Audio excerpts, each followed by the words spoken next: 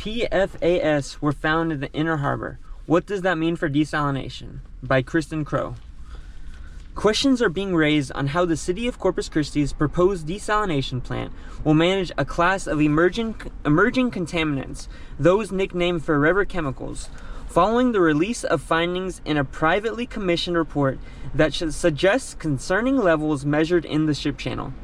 In a 6-page memo summarizing the report's findings, leaders of nearly a dozen environmental advocacy groups assert that data shown in a consultant's documents indicate the presence of per- and polyfluoroalkyl substances in the Inner Harbor ship channel, the source of water that would be processed by the plant for consumption, as well as the point where discharge would be directed.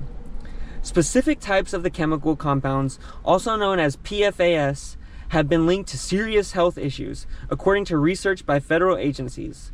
Initially forwarded to local officials on June 26th, the group asserts in the memo that the study's findings should prompt the city to immediately authorize a comprehensive study of PFAS contamination in the Inner Harbor, Corpus Christi Bay, and Nueces Bay.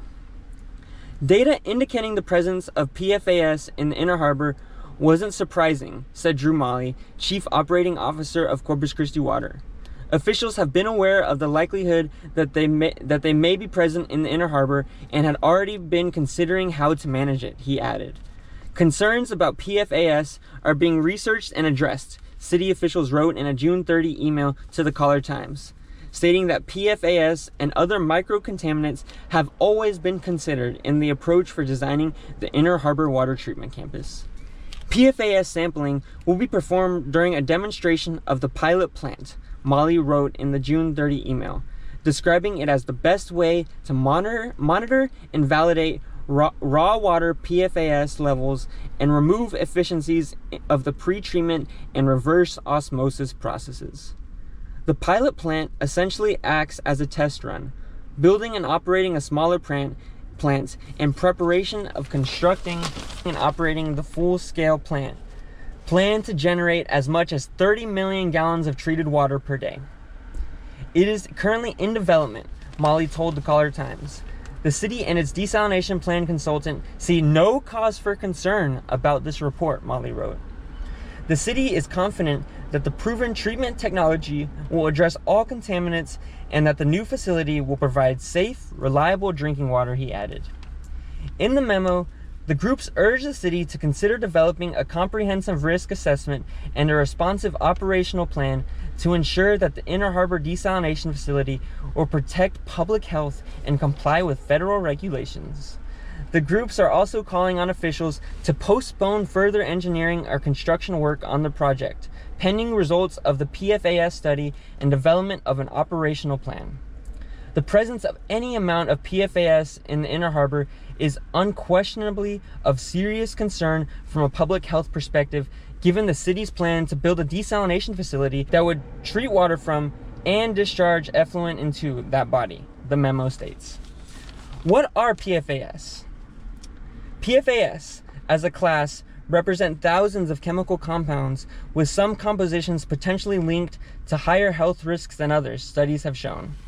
Some levels of certain compounds have been associated with certain types of cancers, as well as immune deficiencies, among other afflictions, according to the U.S. Environmental Protection Agency.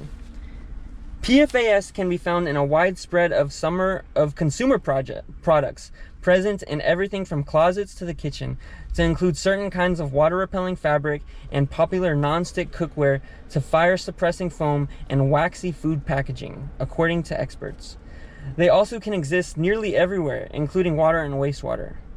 PFAS are stubborn and are not eliminated over time. Instead, they collect where they have been deposited, including the bodies of people and animals, according to health and science experts. It's nearly universally accepted that there remain many unknowns related to PFAS. Currently, there is no all-inclusive inventory of the compounds that may be harmful. Regulations of certain kinds of PFAS in the drinking water lie ahead. Compliance monitoring is set to begin in 2027, with enforcement on the maximum contaminant levels anticipated in 2031, according to the Texas Commission on Environmental Quality's website. The maximum amount of specific PFAS in drinking water fluorochlorotane sulfonate, also known as PFOS, and perfluoroctonic acid, or PFOA, is expected to be set at 4 parts per trillion, it says. A maximum contaminant level goal, which is not enforceable for the substance, is 0 parts per trillion, the group's memo states, indicating that the EPA's position has been and currently remains that the only truly safe amount of PFOS or PFOA in drinking water is none. While there are regulations coming into place for drinking water, there are currently no adopted guidelines for wastewater, according to the memo in Mali. Rules for PFAS content in wastewater may be coming down the pipeline in upcoming years, several officials have said. The findings. The memo sent to city officials by the groups, among them the Texas Campaign for the Environment and the local chapter of the Sierra Club, was based on an analysis conducted by William Jim Rogers. Rogers, a professor of environmental science at West Texas A&M University, performed the analysis as a private consultant. The report showed that all 8 surface water samples taken in November 2024 detected PFAS. One sample measured PFOS, in excess of the allowed concentration in drinking water set by the Biden administration just last year and reaffirmed by the Trump administration last month, the memo says. So they were in excess of the amount allowed. The samples were taken at 4 locations, Rogers told the Caller Times. At each site, 1 sample was collected for the surface water and 1 sample was collected at a 1-foot depth. Of the readings, 1 showed PFOS compound at 5.5 parts per trillion, with the remaining PFOS levels ranging from 2.4 ppt to 3.2 ppt parts per trillion, for an average reading across all 8 samples of 2.8 parts per trillion, according to the group's memo. PFAS removal has already been considered in the treatment approach and costs, Molly wrote in his July 9th email to the Caller Times. In this case, that's reverse osmosis. Reverse osmosis membranes for seawater have higher removal rates than RO membranes for lower salinity feedwaters or freshwater for the smallest ions, like sodium and chloride, Molly wrote. We expect even better removal rates for PFAS too. While reverse osmosis is shown effective for municipal drinking, there's not a clear answer on how it would perform with seawater, the group states in the memo, contending that the high total dissolved solids content from seawater could have a negative impact on the PFOS removal. As far as we've determined, there's simply no available data indicating exactly what the nature of scope of that impact could be, leaving also unknown what steps could be required to achieve consistent PFOS removal and at what cost to the Corpus Christi ratepayers, the memo states. The study was funded by owners of a brackish groundwater project that had proposed to sell water to the city, according to the memo. The groups are not affiliated with that project, it states. The Eshelman-Vogt brackish groundwater proposal is not why the study was commissioned, project co-owner Daryl Brownlow told the Caller Times on July 1st. There were concerns about the potential for PFAS in the Inner Harbor water. The findings, Brownlow said, were a little bit shocking. The documents were released to environmental groups after the city didn't act on the information when it was shared, he added. Whether we ever sell a drop of water to the city of Corpus from the groundwater project or not, it's kind of not the point, Brownlow said. The point is we've got a problem with PFAS in the Inner Harbor. The Eshelman-Vogt brackish groundwater project remains under evaluation and consideration, Molly said, and it's expected that a report will be delivered to the city council. The findings of the analysis don't warrant postponing work on the desalination plant, particularly in light of the city's dependence on surface water sources and concerns about reverse osmosis are largely speculative, according to an engineer. From an engineer unaffiliated with Corpus Christi's desalination project. A cancellation of indefinite delay of a project of this scale based solely on 8 water samples collected during a single month with an average PFAS concentration of 2.8 parts per trillion feels premature, wrote Mark Boyd, a Dallas-based environmental engineer, in a message to the Caller Times July 9th. We don't know whether these results reflect a broader condition, a one-time spill, or another isolated event, he added. It's also possible that samples were influenced by a specific incident and may not accurately characterize general harbor water quality. Further sampling and data review are clearly warranted before using harbor PFAS levels as a basis for opposition. That's crap. The results. The idea of distributing the information on the PFAS analysis was not to present it as a comprehensive analysis, but instead to highlight the concern about PFAS, as well as the city's need to perform more extensive study, several advocates said. In the memo, groups state that although city officials had viewed the PFAS study several months ago, city management appears to have charged ahead with plans to construct the desal facility without any public acknowledgement of the possible health risk or its implications for the project. The information was reviewed to a city consultant for review when it was received, Molly told the Caller Times, but there were questions about the data, for example, how it was collected. We don't know a lot about why this was done, he said. We just know that it showed up at our doorstep. When we get these kinds of data or information, we look at it. We take all of it seriously. The work met quality control, Roger said, describing the data as rock solid. The discharge.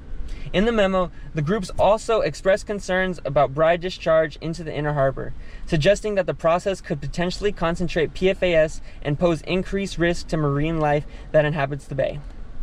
Discharging concentrated PFOS into waters populated by redfish, speckled trout, flounder, and other game fish ultimately caught in the bay and consumed by local or visiting anglers and their families would amount to a shocking disregard for the EPA's recommendations and the known risks of bioaccumulation, the memo states.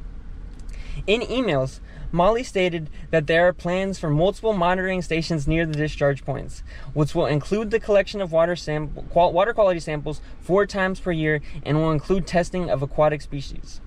Although a percentage of PFAS would be in the discharge, the PFAS concentration will be reduced due to removal from some of the treatment processes, he wrote. Should regulations come into place for wastewater, the plant, as planned, could be easily out of compliance or subject to enforcement in the future, according to the memo. Officials will remain alert to any possible changes to regulations and can engineer solutions to meet or exceed future requirements, according to a post on the city's site. Managing brine discharge is a recognized challenge in desalination, Boyd, the Dallas-based engineer, wrote in his email. But he added that startup testing will further assess RO performance and brine discharge impacts. If those tests indicate a concern, they can trigger appropriate design modifications or operational changes, he wrote. So that was a long article. Why are we looking at desalination? Why do we need these mega plants why do we need water solutions that only generate tens of millions of gallons a day? Residents don't use that much water. Residents on a month use 6,000 gallons, or 5,000 to 6,000 gallons a month.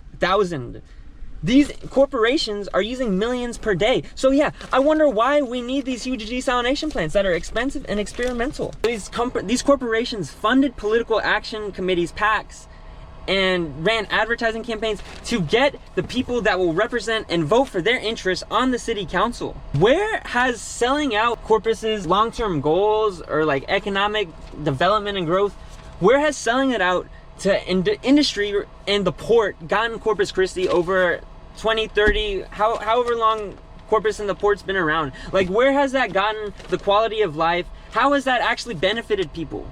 Like, yes, there's jobs, but we can, if there's like a human health cost to pollution and these same corporations are depleting our resources and cause utility rates to go up and cause energy intensive and experimental desalination plants to be built, how is that worth it for the jobs that they provide? You can create jobs other ways. And what real economic growth, just like a regular person that's like working and trying to have a place to live and buy groceries and maybe enjoy their life a little bit, how do they benefit from these companies sucking all this water and polluting our air and water? Not even to mention this being built in the Hillcrest neighborhood where people live.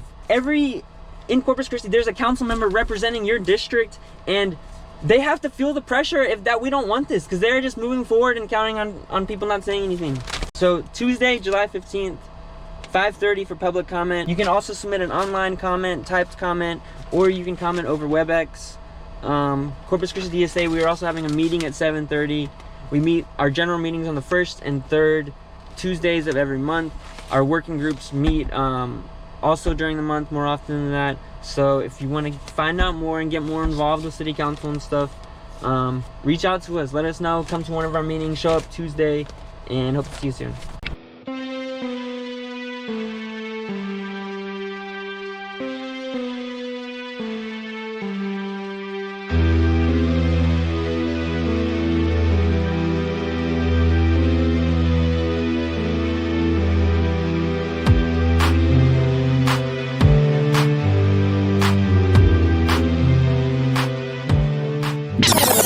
Front page of the Sunday Times today.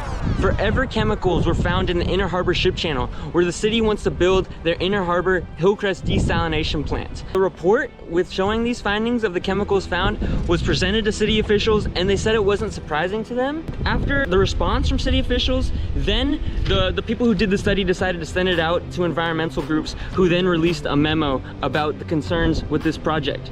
How can the city, how do they expect us to react with this level of transparency coming out, you know, this late in the stage when they're already trying to start building the construction of the plant?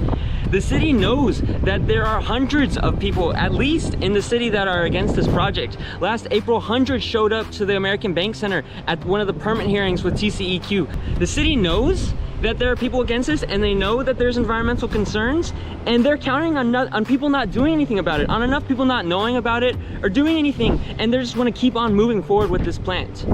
And they try and gaslight with the consequences, what the financial consequences of not moving forward with the plant. Those are consequences that fall on the decision makers who put us in this place.